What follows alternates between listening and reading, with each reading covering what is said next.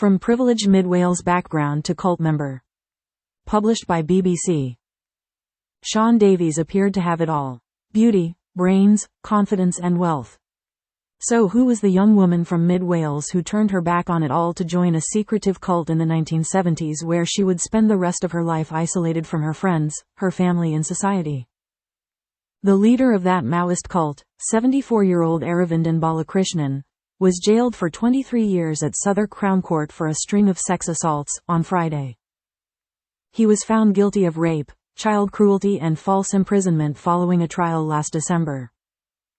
Sian Davies came from a privileged background. A GP's daughter from Tregaron, Ceredigion, she always had the best of everything. Sian and I would play together after school. I would go to her house and she would come to mine, said Elizabeth Jones, who started school the same day as her. Sian Davies met Balakrishnan in London in the mid-1970s. Elizabeth Jones was a school friend of Sian Davies. I remember once when we were shearing sheep at our farm she came to play and brought her mother's makeup basket and high heels with her. Well, I'd never seen such things. Being a farmer's wife, my mum never had anything like that. Sian also had the most luxurious toys and I used to love going to her house, and she was always ready to share. But she left to go to private school when I was 7. I remember hugging Sian on her last day but nothing after that. After boarding at Malvern in Worcestershire, Sian went to Cheltenham Ladies' College. But when she was 16, her father Alan Davies killed himself. He was a highly respected doctor, always putting his patients first, said Margaret Evans from Tregaron, whose family were patients of his. He was available all day every day. I remember him coming to see our daughter every 2 hours on Christmas Day because she had a grumbling appendix. He worried about his patients and was maybe too sensitive. It was a huge shock and loss to the community when he died. The effect on his only daughter Sian, who was away at the time, was immeasurable, says her best friend, Sally Onwin. It was really after that our friendship became very intense, she says. She did become more withdrawn. She didn't talk about it, which is a little sign I think that she internalized it. She didn't share her feelings, not really, and that's why I think she was a bit vulnerable because she kept things inside her. Looking back I think it had a profound effect on her. After school she went to Aberystwyth University and I went to Manchester. We weren't as close then and my recollection is that she was slightly nationalistic at that time. There was an edge to her that there wasn't before. Barry Morgan, who lived with Sian during her first year at university, remembers a kind-hearted girl who was close to her mother. I have very, very fond memories of Sian. She was a lovely girl. She was very generous, she'd buy friends gifts and take them out or meals, he said. She was a very confident sort of girl. She was very close to her mum and we would go to Tregaron for meals and she'd ring her all the time. She'd been to Cheltenham Ladies' College and had that sort of privileged background and education. She was quite strong in some ways and I'd have found it difficult to really think that she'd be easily influenced. Ms. Davies completed a law degree at Aberystwyth University, then moved to London to study at the London School of Economics in the mid-70s and lived with her then-boyfriend Martin Clarke in Battersea. She had a cousin from Tregaron living in South London, a Larry Morgan, who she was still close to. We'd meet up to go shopping. I was teaching in Greenwich at the time and Sian and I would go out in London, says Ms. Morgan.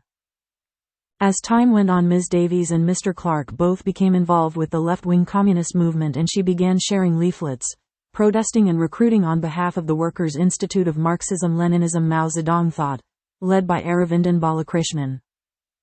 Sally Onwin visited Ms. Davies and Mr. Clarke in London when they were aged about 23. I can actually vividly remember this visit. She talked like a communist. She kept telling me that the end of the world would come from the east and we'd all be destroyed. All of this stuff, she said. It was like a robot was talking to me that was completely indoctrinated at the time. She was literally dressed in Maoist clothes with the Chinese Communist radio on and we all had to listen to it. She wasn't anybody I knew by then. I just did not know this person at all. It was the last time I saw her.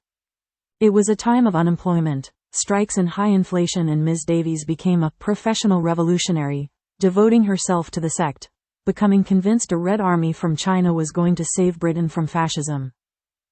She paid for the collective, about a dozen in number at the time, to move to a house in Brixton where they opened a bookshop and memorial centre for Chairman Mao.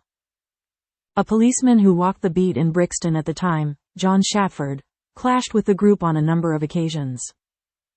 I must say, as far as Sian's concerned, she fascinated all of us. She was a talking point of the police station, says the ex-Metropolitan Police officer. They used to walk virtually preaching Chairman Mao's philosophies, and I remember they wore these big red badges. So passing one day I thought, well, I'll just walk in and have a look at them. Krishnan was in the shop and he just stared at me. That was the first time I met Sian. She came from upstairs, opened the door, sees me in uniform and asks, "What's he doing? What's he doing?" I said, "I'm just having a look at this," and she started screaming something like, "Get out, fascist." She actually came after me into the street and I ended up arresting her. Ms. Davies and the collective were arrested several times over the next couple of years and she spent some time in Holloway prison. The group eventually went underground in 1978, and she broke off all contact with her cousin Larry Morgan and mother Carrie Davies. Her mum retired from Tregaron and moved to Aberystwyth, and I would bump into her mum sometimes in Aberystwyth, said her childhood friend Elizabeth Jones. Her mum would say, "I do miss seeing Sian, it's such a shame we sent her away, but there we go. She's with someone now, and we're not allowed to contact her." It was obvious she was worried about her. It seems Sian Davies played a central role within the cult, paying bills, organizing rotas and working as a personal chauffeur to Aravindan Balakrishnan, also known as Comrade Bala. Despite him having a wife, Chandra, Sian Davies had a daughter, Katie Morgan Davies. She never played with other children, never went to school and was kept hidden for decades. Sian Davies's mother paid a private detective to look for Ms. Davies, and Larry Morgan went to the house in Brixton to look for her to no avail. The family did not hear any more about her until 1997 when a police officer visited Mrs. Davies to tell her daughter was dead. Ms. Davies had fallen out of a second-floor window at her Brixton home on Christmas Eve 1996 and died 8 months later from her injuries. Cult members had told the hospital they were her next of kin. Breakdown. I am furious that they didn't let Auntie Carrie know that Sian was ill, so that she could visit her, especially when it became apparent that she wasn't going to get better, said her cousin Larry Morgan. An inquest into Ms. Davies's death in 1998 concluded with an open verdict, and the coroner expressed frustration at not knowing why or how Ms. Davies fell from the bathroom window at the house. However, from evidence heard in court last year, her cousin believes she was trying to leave the cult at the time. Out of the blue, after 18 years, she, Sian Davies, rang me in July 1996, said Ms. Morgan. She wanted to know how everyone was. I tried to get her to meet me, but she wouldn't. I believe she had a breakdown after that because we heard in court that in the few days before she fell she was trying to run away and they stopped her and sat on her and tied her up, and put clothes in her mouth to stop her from shouting. She was begging for the phone so she could ring her mum, but he wouldn't let her. She was ill, and if she'd been allowed to see a doctor then she may well be alive today. 3 years ago 3 women left the collective, including Ms. Davies' daughter, now 33 years old. Police arrested Balakrishnan and his trial heard how he used violence, fear and sexual degradation to control his victims, saying he had an invisible machine called Jackie that could read their thoughts and control people. Photographs of Ms. Davies have been plastered across the national newspapers for the past few years, but it is only recently that the truth about her life inside the cult has come out. Katie Morgan Davies, who has waived her right to anonymity, gave evidence against her father in court, and is slowly getting to know her family from Wales. It was a shock to Larry Morgan to find out Ms. Davies had a child, so many years after her death.